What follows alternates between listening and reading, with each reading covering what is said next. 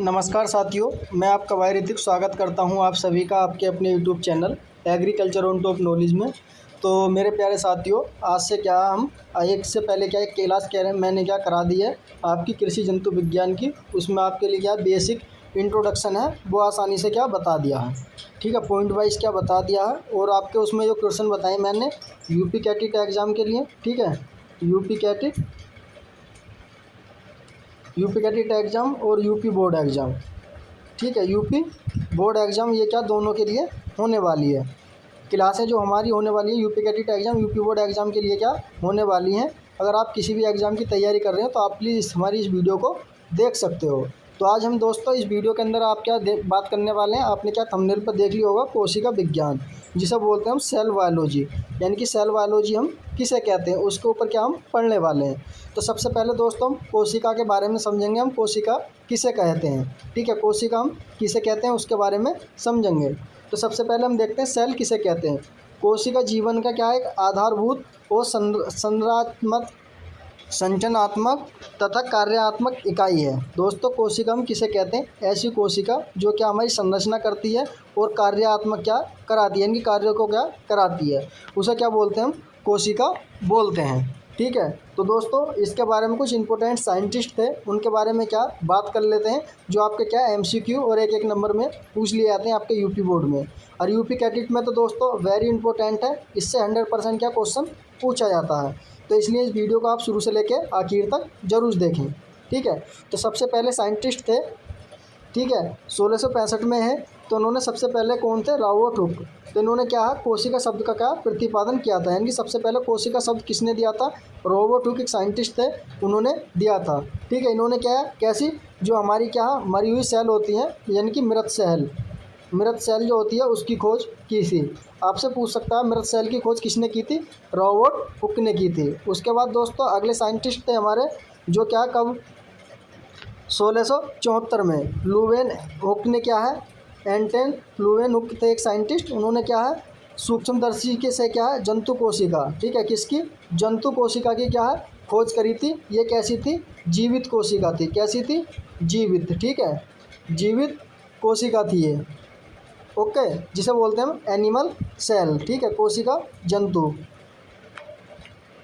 उसके बाद दोस्तों अगले साइंटिस्ट थे हमारे कौन थे, जो 1772 में क्या है कर्टी ने क्या है पहली बार क्या जीव द्रव्य यानी प्रोटोप्लाज्म की खोज की थी। अगले साइंटिस्ट थे हमारे कौन से, जो क्या है 1848 में क्या उन्होंने बताया था, कौन थे हमारे स्लीडेन, कौन थे स्लीडेन थे, जिन्होंने क्या केंद्रक की खोज की थी। किसकी खोज की थी दोस्तों, केंद्रक की खोज करी थी।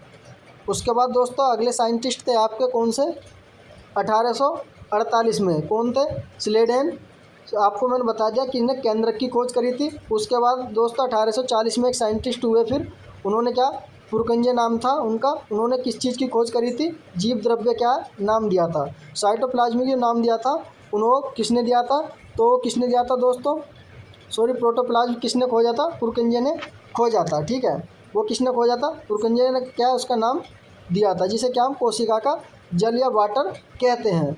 कोशिका को जीवन का आधार माना गया है। दोस्तों अब क्या आप समझ सकते हो इस लाइन से, कोशिका को क्या जीवन का आधार माना गया है। तो जैसे आप क्या इस तरीके से क्या समझ सकते हो, जैसे क्या हम अपना घर बनाते हैं तो उसके लिए किस किस चीज़ की आवश्यकता होती है। तो सबसे पहले दोस्तों हमें क्या इस चीज़ की आवश्यकता होगी, मैं आपको बता दूं, सबसे पहले जो अवस्था होगी हमारी किस चीज़ की होगी घर बनाने के लिए। तो सबसे पहले हम क्या लेंगे, एक ईंट ले लेंगे, ठीक है, क्या लेंगे, ईंट लेते हैं।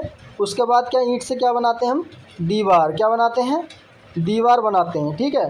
दीवार के बाद हम क्या बनाते हैं, फिर उसके बाद साथियों कमरा बनता है, फिर हमारा क्या बन जाता है, कमरा बन जाता है। कमरे से फिर उसके बाद क्या बन जाएगा, आपका घर बन जाएगा, ठीक है। इसी प्रकार क्या आप कोशिका से भी क्या समझ सकते हो, ठीक है। सबसे पहले हमें क्या है कोशिका बनेगी, सबसे पहले क्या बनेगी दोस्तों, आपकी एक कोशिका बन जाएगी, ठीक है, कोशिका बन जाएगी। उसके बाद आपका क्या बन जाएगा दोस्तों, एक ऊतक बनेगा, ठीक है, क्या बनेगा, ऊतक बन जाएगा। ऊतक के बाद दोस्तों आपका क्या बन जाएगा, अंग बनेगा।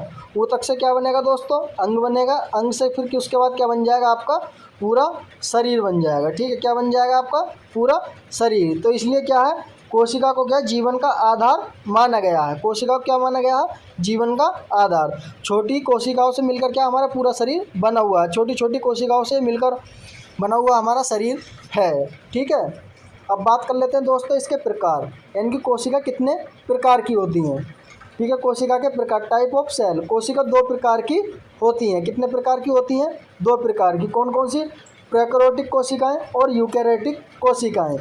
प्रोकैरियोटिक कोशिकाओं के अंदर क्या आता है? बैक्टीरिया, नीले हरे शैवाल क्या आ जाते हैं। ठीक है, क्या आ जाते हैं? नीले हरे शैवाल आ जाते हैं।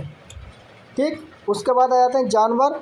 फिर उसके बाद यूकैरियोटिक के अंदर क्या आ जाते हैं? हमारे पौधे, जानवर, कवक और प्रोटिस्टस। ठीक है, ये क्या सब हमारे यूकैरियोटिक कोशिका के अंदर क्या आ जाते हैं।